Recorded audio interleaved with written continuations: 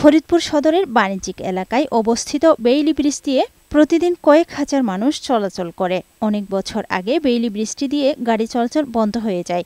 এরপর থেকে পায়ে হেঁটে পার হন স্থানীয়রা।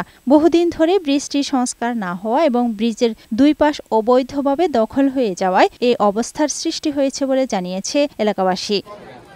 স্থানীয়রা জানান, বেইলি ব্রিজটি দিয়ে যান চলাচল বন্ধ থাকায় গাড়ি নিয়ে ৩ কিলোমিটার ঘুরে বাইপাস সেতু ব্যবহার করে অপর প্রান্তে যেতে হয়। তাই বাইপাস সেতুতে গাড়ির চাপ সবসময় বেশি থাকে। এই সংকট কাটাতে বেইলি ব্রিজটি নতুন করে নির্মাণের দাবি জানিয়েছেন স্থানীয়রা। অনেক দিন ধরে সংস্কার করা হচ্ছে না, যে কোনো সময় এটা ভেঙে যেতে পারে। লোহার ব্রিজ আমাদের আজ ৩৭ বছর যাবত এর কোনো নির্মাণ কাজ হচ্ছে না। আমরা দ্রুত এই সংস্করণ চাই।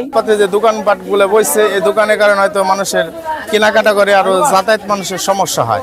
এই ব্রিজটি অন্তত স্থায়ীকরণ করা হোক। ইতিমধ্যে বেইলি ব্রিজটি সংস্কারের পদক্ষেপ নিয়েছে কর্তৃপক্ষ। অতি শীঘ্রই কাজ শুরু করা হবে। পূর্ণাঙ্গ সেতু নির্মাণের পরিকল্পনা রয়েছে বলে জানান এই নির্বাহী প্রকৌশলী। ফুটপাত দখল করে অনেক দোকানপাট রয়েছে।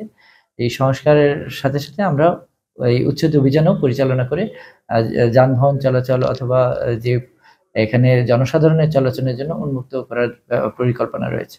দ্রুত বেইলি ব্রিজটি আবার নির্মাণ করে চলাচলের দুর্ভোগ লাঘবে প্রশাসন চেষ্টা করবে, এমনটাই প্রত্যাশা স্থানীয়দের।